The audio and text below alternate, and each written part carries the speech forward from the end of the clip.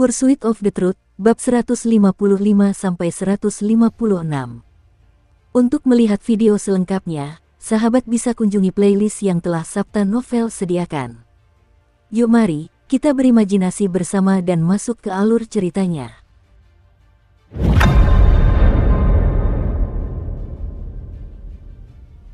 Tidak, saya hanya tidak tahan dengan orang yang menyembunyikan identitas mereka. Kilatan muncul di mata Xuan Lun. Dia tiba-tiba melangkah maju dan berjalan santai menuju Su Ming. Saat ia berjalan mendekat, niat membunuh langsung terpancar dari lelaki tua di belakangnya. Ia menatap tajam Su Ming dan ikut maju. Su Ming tidak bergerak tetapi tetap duduk di tempatnya. Di sampingnya, Dong Fanghua menelan ludah, jantungnya berdebar kencang. Secara naluriah, dia ingin mundur dan menghindari ini. Tetapi ketika dia melihat ekspresi tenang di wajah Su Ming, dia mengingat keputusannya dan menggertakkan giginya meskipun ragu-ragu. Dia tahu bahwa dia tidak bisa lari dari ini. Jika dia melakukannya, maka mustahil baginya untuk menjadi pengikut musuh. Dia bahkan mungkin kehilangan hak untuk tinggal di tempat ini. Aku akan mengambil risikonya. Aku harus mengambil risikonya. Setelah mengambil keputusan, Dong Fanghua mengepalkan tinjunya. Pembuluh darah di tubuhnya menegang dan dia berdiri di samping Su Ming tanpa menunjukkan tanda-tanda mundur.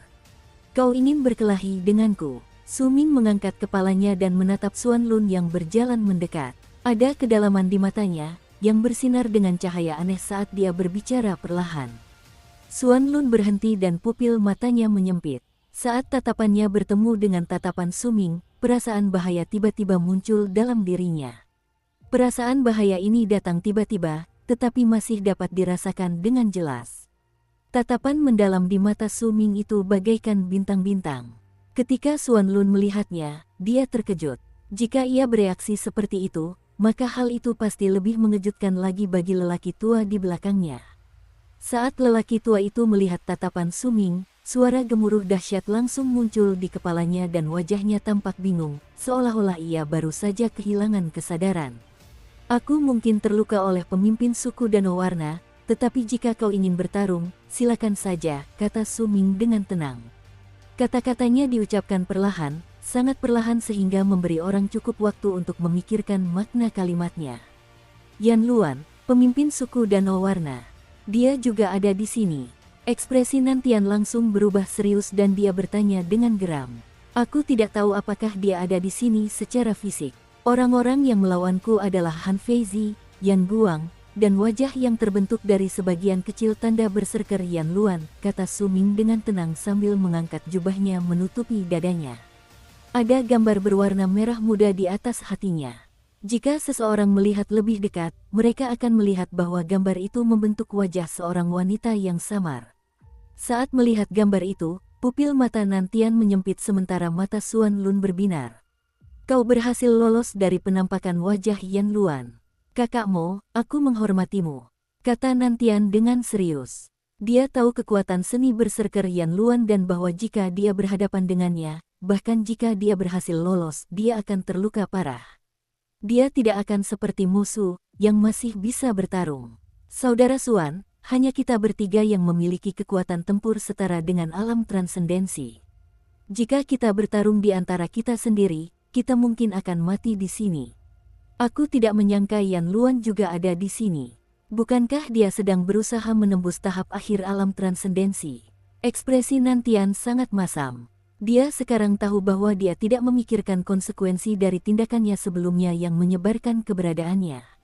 Saat memikirkannya, keringat dingin mengalir di sekujur tubuhnya. Xuan Lun terdiam. Dia menatap Su Ming lama sebelum mendengus dingin. Bagaimana sebaiknya saya memanggil Anda? Mosu, kata Su Ming dengan nada datar. Xuan Lun menatap Su Ming dengan saksama sebelum berbalik dan pergi ke sisi lain untuk duduk. Dia tidak lagi membicarakan soal pertarungan. Tempat ini menjadi berbahaya karena suku Danau Warna, dan Xuan Lun tidak cukup percaya diri untuk membunuhnya tanpa terluka. Jika hanya karena dia mengganggu pemandangan, maka dia tidak akan bertarung dengannya dalam kondisi seperti ini. Saudara Xuan, saudaramu, masih ada 7 hari lagi sebelum tempat ini ditutup. Kecuali Yan Luan datang sendiri dari suku Danau Warna, maka kita bertiga akan aman di sini. Tapi kurasa Yan Luan pasti mengincar sesuatu yang besar karena dia muncul di makam leluhur Gunung Han. Selama kita tidak ikut campur, dia tidak akan menyerang kita. Lagi pula, meskipun dia mungkin berada di tahap menengah alam transendensi, jika dia bertarung melawan kita bertiga, mustahil baginya untuk tidak terluka. Ini akan menempatkannya dalam posisi yang bully jika dia ingin mendapatkan warisan leluhur Gunung Han. Nantian terdiam sejenak, merenung, sebelum kemudian mengarahkan pandangannya ke Su Ming dan Xuan Lun. Nantian, apa rencanamu? Katakan saja, kata Xuan Lun dengan suara rendah. Dengan kekuatan kita, mustahil bagi kita untuk bergabung dengan ketiga suku demi ketenaran kosong, ramuan biasa, dan seni berserker. Aku tidak akan menyembunyikan pikiranku dari kalian semua. Aku bergabung dengan Tranquil East demi warisan leluhur Gunung Han. Reputasi leluhur Gunung Han di masa lalu sangat besar. Warisannya sangat dihargai dan dicari oleh ketiga suku. Aku bukan orang yang berbakat, itulah sebabnya aku menginginkan sebagian dari warisannya. Mungkin berbahaya di sini, tapi ini mungkin kesempatan terakhir kita. Mata Nantian berbinar saat dia berbicara pelan. Aku tahu beberapa terowongan rahasia yang akan menuju ke dataran. Jika kakak Xuan dan kakak Mo memiliki pemikiran yang sama denganku, maka kita bisa mencoba mengambil risiko ini. Kita bisa berbagi apa yang kita peroleh secara adil. Terowongan rahasia. Yan Luan pasti sedang berada di altar di dataran. Jika kita pergi ke sana, akan sulit untuk menghindari perhatiannya. Kita sama saja seperti berjalan menuju kematian. Xuan Lun mengerutkan kening. Aku yakin tidak akan ditemukan oleh Yan Luan. Terowongan-terowongan ini mungkin mengarah ke dataran, tetapi di dalamnya terdapat percabangan. Salah satu cabang ini mengarah langsung ke makam leluhur Gunung Han. Aku pernah ke sana sekali, tapi aku tidak bisa membuka segelnya, itu sebabnya aku harus menyerah. Kali ini, suku Danau Warna pasti telah mendapatkan cara untuk membuka segel makam itu, itulah sebabnya mereka bergerak. Ketika segelnya terbuka, kita bisa masuk ke makam secara diam-diam. Lagi pula, karena segel itu, kecuali tingkat kultivasi Yan Luan mencapai alam pengorbanan tulang sehingga dia dapat terhubung dengan langit dan bumi, maka dia tidak akan dapat mendeteksi kita. Oh, jika terowongan seperti itu benar-benar ada, Anda bisa pergi ke sana sendiri. Mengapa Anda memberitahu kami hal ini? Ekspresi Xuan Lun tetap pasif, tetapi ia tergerak. Secara naluriah ia menatap Su Ming, yang tetap diam. Saudara Xuan, aku tidak akan menyembunyikannya darimu. Sekalipun aku tidak bisa membuka segelnya, aku masih bisa merasakan tekanan yang berasal dari dalam makam. Ada ancaman besar di makam leluhur Gunung Han. Dengan kekuatanku sendiri, akan sulit bagiku untuk sampai ke ujung. Lagi pula, betapapun besarnya harta karun itu, hidup kita jauh lebih penting. Tetapi jika kita bekerja sama, kita dapat saling menutupi kelemahan. Kita bahkan mungkin bisa mendapatkan keberuntungan tak terduga. Aku telah mengatakan yang sebenarnya tentang rencanaku. Apa yang akan kalian pilih, tetap tinggal atau bersembunyi? Terserah kalian berdua apakah kalian ingin meninggalkan tempat ini dengan selamat 7 hari kemudian atau mengambil risiko, jelas Nantian dengan tenang. Lembah itu perlahan-lahan menjadi sunyi. Xuan Lun diam, matanya terpejam, seolah sedang memikirkan sesuatu. Su Ming menundukkan kepalanya dan kilatan muncul sesaat di matanya. Dia mungkin ingin melihat leluhur Gunung Han, tetapi dia ingin melihat jenazahnya dan tempat dia meninggal, bukan leluhur yang masih hidup dan sehat. Pedang kecilku yang berwarna hijau ini milik leluhur Gunung Han, padang rumput ini juga, milik orang ini, tidak apa-apa jika dia mati, tetapi jika dia benar-benar belum mati, maka semua yang kulakukan akan sia-sia di hadapannya. Inilah alasan terbesar keraguan Su Ming. Ini juga alasan utama mengapa dia tidak memilih menggunakan metode He Feng ketika dia mengatakan bahwa dia tahu cara memasuki tempat terpencil leluhur Gunung Han. Tapi ini mungkin sebuah kesempatan. Kedua orang ini akan bersamaku, dan suku Danau Warna akan datang dengan kekuatan penuh untuk memasuki tempat ini. Bahkan jika leluhur Gunung Han belum meninggal, dia akan sibuk mengurus dirinya sendiri. Haruskah aku pergi, atau tidak? Nantian mengatakan semua ini karena dia melihat bahwa Xuan Lun dan aku tidak akur satu sama lain. Su Ming mengerutkan kening. Dia tidak bisa mengambil keputusan. Sebelumnya, ia ingin memasuki tempat itu karena ingin menemukan seni yang memungkinkannya menyerap aura spiritual dari dunia dengan lebih cepat. Saat itu, ia percaya bahwa leluhur Gunung Han telah meninggal. Namun, begitu ia melangkah masuk, banyak hal berubah, dan setelah mengalami hal-hal tersebut, keinginan itu tidak lagi sekuat sebelumnya. Saat Su Ming tetap diam, suara suram Suan Lun terdengar di telinganya. Kita tidak perlu mengambil keputusan segera. Masih belum terlambat bagi kita untuk memilih setelah kita memasuki terowongan rahasia yang kau bicarakan dan melihat segel yang mengarah ke makam leluhur Gunung Han. Nan Tian mengangguk. Yang dia miliki hanyalah kata-kata kosong. Dia bisa mengerti mengapa Suan Lun bersikap hati-hati. Lagi pula, orang hanya akan percaya setelah mereka melihat kebenaran dengan mata kepala sendiri. Dia mengalihkan pandangannya ke arah Su Ming. Saudara Mo, bagaimana pendapatmu? Saya cedera. Sekalipun saya ingin pergi, saya khawatir saya tidak akan banyak membantu. Su Ming tidak menolaknya.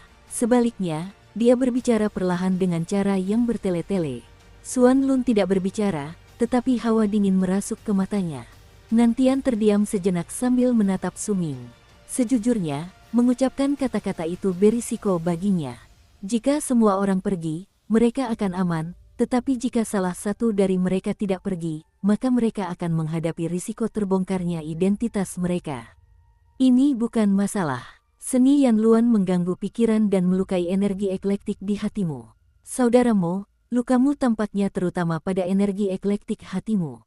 Saat Nantian berbicara, dia menunjuk ke tulang binatang hitam yang melayang di depannya. Tulang itu melesat ke arah Su Ming, berhenti tepat di depannya. Saudara Mo, aku akan menggunakan tulang ini untuk menyembuhkanmu. Ini bisa mengurangi rasa sakit yang kau rasakan di hatimu. Su Ming menatap tulang binatang buas di hadapannya untuk waktu yang lama sebelum mengangguk. Ekspresinya tetap pasif, tetapi dia menjadi waspada. Dia memfokuskan seni penandaan pada tulang tersebut.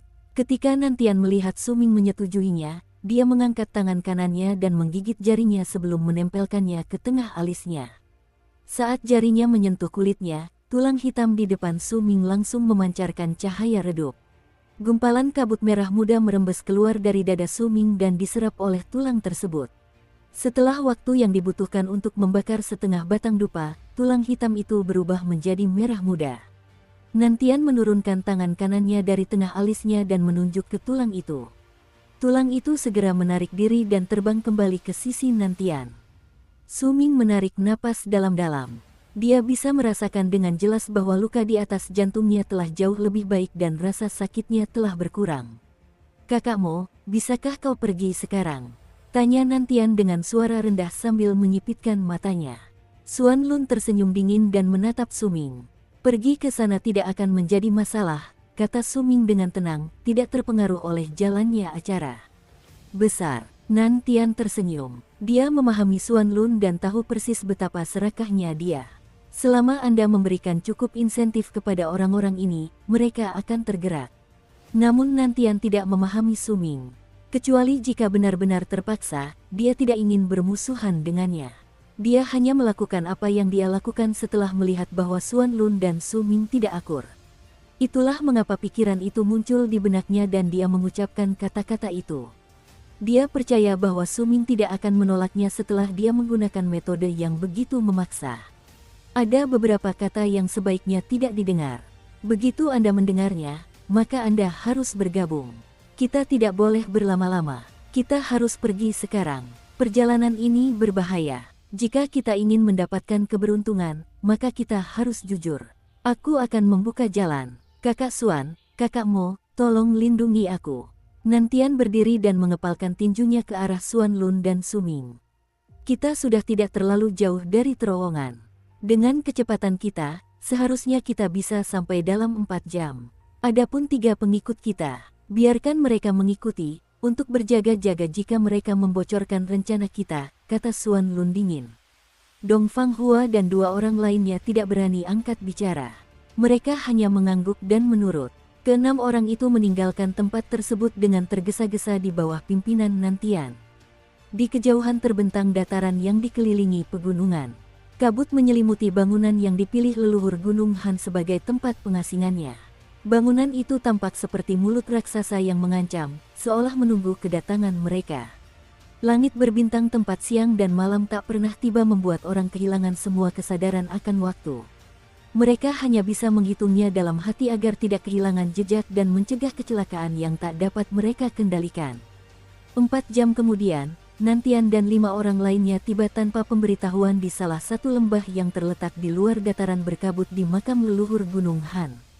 Kedatangan mereka di tempat yang saat ini masih dirahasiakan ini mungkin telah diperhatikan oleh orang lain, tetapi pada saat yang sama juga tidak. Inilah tempatnya, Kakak Suan, kakakmu. Dulu aku menemukannya secara tidak sengaja. Awalnya tempat ini adalah tempat tumbuhnya tumbuhan herbal, tetapi aku secara diam-diam menghentikan pertumbuhan-tumbuhan herbal di sini. Setelah itu, orang jarang datang ke sini. Nantian berdiri di luar lembah yang tidak mencolok itu dan berbicara dengan lembut kepada Suan Lun dan Su Ming di sampingnya. Silakan lihat sendiri. Tatapan Suan Lun tertuju ke lembah. Terdapat lapisan kabut tipis di dalamnya yang menyelimuti seluruh area, menyebabkan orang lain tidak dapat melihat dengan jelas. Saat Suan Lun berbicara, pengikut tua itu ragu sejenak sebelum mengertakkan giginya dan menyerbu ke lembah. Ketika melihat betapa berhati-hatinya Suan Lun, Nantian tersenyum. Tatapannya tertuju pada Chow Nu. Chow Nu telah mengikutinya selama bertahun-tahun dan karenanya dapat memahami pikiran Nantian. Setelah Chow Nu mengangguk, ia pergi ke lembah bersama pengikut Suan Lun. Dong Fang Hua masih mengikuti Su Ming dari belakang. Saat itu, dia menatap Su Ming dengan ragu. Ketika melihat Su Ming tetap pasif dan tingkah lakunya tidak berubah, dia menyadari bahwa dia tidak dapat memahami pikiran Su Ming. Namun karena dia sudah memutuskan untuk mengikuti Su Ming, dia harus melakukan sesuatu untuk menunjukkan nilainya. Dukung terus channel YouTube Sabta Novel. Dong Fang Hua menarik napas dalam-dalam. Ia hendak menuju lembah bersama 2 orang lainnya dengan ekspresi serius untuk menyelidiki daerah tersebut, tetapi saat ia melangkah pertama kali, tanah tiba-tiba bergetar. Suara gemuruh teredam terdengar dari kejauhan, menyebabkan tanah tampak naik dan turun. Pada saat itu, seolah-olah bumi bergerak dan gunung-gunung berguncang. Suara gemuruh bergema di udara untuk waktu yang lama dan tidak hilang bahkan setelah sekian lama. Beberapa batu terlepas dari banyak gunung di sekitar mereka dan jatuh. Getaran tiba-tiba itu membuat pandangan Nantian dan Suan Lun tertuju ke satu arah yang sama, sebuah tempat yang terletak jauh di kejauhan. Tuan Musu, rombongan tamu keempat telah tiba. Ini adalah dampak dari pengaktifan relokasi di terowongan, jelas Dong Fang Hua dengan suara rendah. Su Ming mengangguk sedikit, matanya tampak tenang, menarik. Tak satu pun dari suku itu datang bersama 3 kelompok pertama dari suku Timur Tenang. Dengan batasan yang ditetapkan di tempat ini, hanya 1 orang dari suku Timur Tenang yang bisa datang ke sini. Kali ini, orang yang datang kemungkinan besar adalah Han Changzi. Senyum terukir di wajah Nantian saat ia berbicara dengan ramah. Suku Pukiang telah mengirim anggota suku mereka bersama rombongan pertama.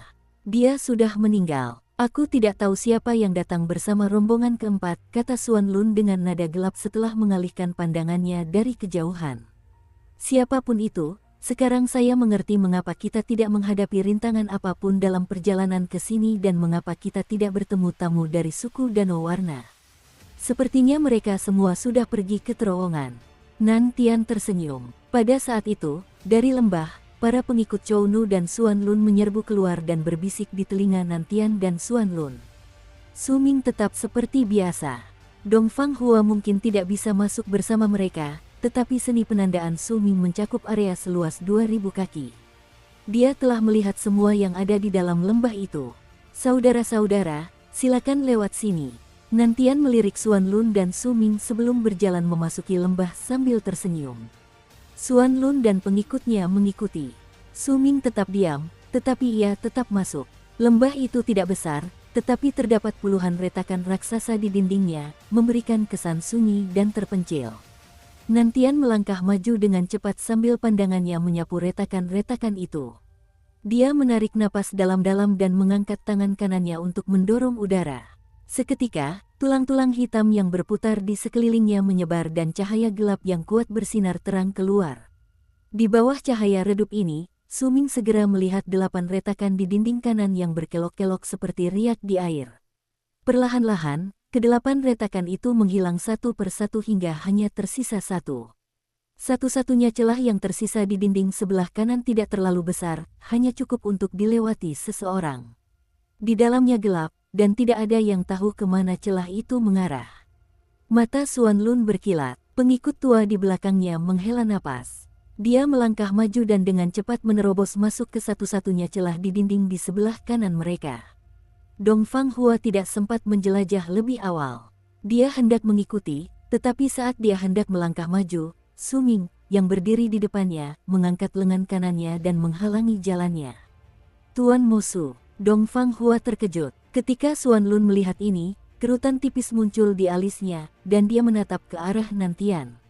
Lembah itu tidak besar, tetapi terdapat puluhan retakan raksasa di dindingnya, memberikan kesan sunyi dan terpencil. Nantian melangkah maju dengan cepat sambil pandangannya menyapu retakan-retakan itu. Dia menarik napas dalam-dalam dan mengangkat tangan kanannya untuk mendorong udara. Seketika, tulang-tulang hitam yang berputar di sekelilingnya menyebar dan cahaya gelap yang kuat bersinar terang keluar. Di bawah cahaya redup ini, Su Ming segera melihat 8 retakan di dinding kanan yang berkelok-kelok seperti riak di air. Perlahan-lahan, ke-8 retakan itu menghilang satu persatu hingga hanya tersisa satu. Satu-satunya celah yang tersisa di dinding sebelah kanan tidak terlalu besar, hanya cukup untuk dilewati seseorang. Di dalamnya gelap, dan tidak ada yang tahu kemana celah itu mengarah. Mata Xuan Lun berkilat, pengikut tua di belakangnya menghela napas. Dia melangkah maju dan dengan cepat menerobos masuk ke satu-satunya celah di dinding di sebelah kanan mereka. Dong Fanghua tidak sempat menjelajah lebih awal.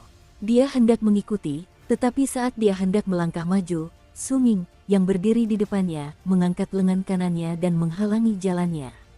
Tuan Mosu, Dong Fanghua terkejut. Ketika Xuan Lun melihat ini, kerutan tipis muncul di alisnya, dan dia menatap ke arah Nantian. Nantian berkedip dan senyum pahit muncul di wajahnya. Dia menghela napas ke arah Xuan Lun dan berbicara dengan nada tak berdaya, "Saudara Xuan, pengikutmu terlalu tidak sabar." "Nantian, apa maksud semua ini?" Wajah Xuan Lun memerah, dan ketika dia berbicara, suaranya menjadi sangat dingin dan menakutkan. Hampir bersamaan dengan saat dia mengucapkan kata-katanya, sebuah jeritan melengking dan kesakitan terdengar dari satu-satunya celah di sebelah kanan. Suara itu dengan cepat terhenti. Ekspresi Xuan Lun langsung berubah dan dia menatap Nantian dengan tajam. Namun, dia adalah seorang berserker yang kuat di alam transendensi, yang berarti dia memiliki naluri mempertahankan diri yang tinggi dan tidak akan kehilangan kendali tanpa alasan. Dia malah berbicara dengan dingin. "Beri aku alasan untuk tidak menyerangmu. Saudara Xuan, aku tidak mengatakan bahwa ini adalah celahnya. Celah di sebelah kanan adalah jebakan untuk mencegah orang lain yang secara tidak sengaja menemukan tempat ini menemukan jebakan yang kupasang. Retakan ini palsu. Siapapun di bawah alam transendensi yang masuk ke dalamnya pasti akan mati." Saat Nantian tersenyum lemah, secercah permintaan maaf muncul di wajahnya, dan dia melangkah beberapa langkah ke arah tempat Su Ming berdiri.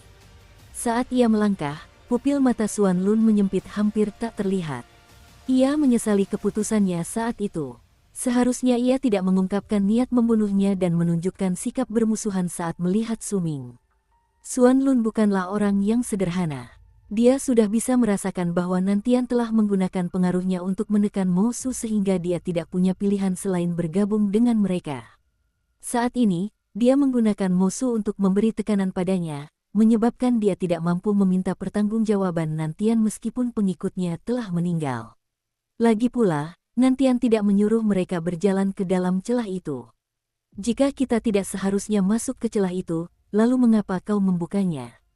Geram Xuan Lun, menahan amarahnya. "Saudara Xuan, jangan marah. Ini salahku. Aku tidak menjelaskan ini padamu sebelumnya. Aku tidak sempat menghentikan pengikutmu setelah aku menggunakan seni berserker. Tapi ada alasan mengapa aku membuka celah di dinding kanan. Jika tidak, kita tidak akan bisa masuk ke terowongan yang sebenarnya." Nantian mengepalkan tinjunya ke arah Xuan Lun dan membungkuk, wajahnya dipenuhi penyesalan. Keringat dingin mengucur di dahi Dong Fanghua. Ia tidak muda lagi, dan memiliki banyak pengalaman. Saat ini, ia melihat hubungan rumit yang melingkupi ketiga pria itu. Ia teringat akan kelicikan Nantian, teringat akan kekejaman Xuan Lun, dan teringat akan Su Ming yang menghentikannya.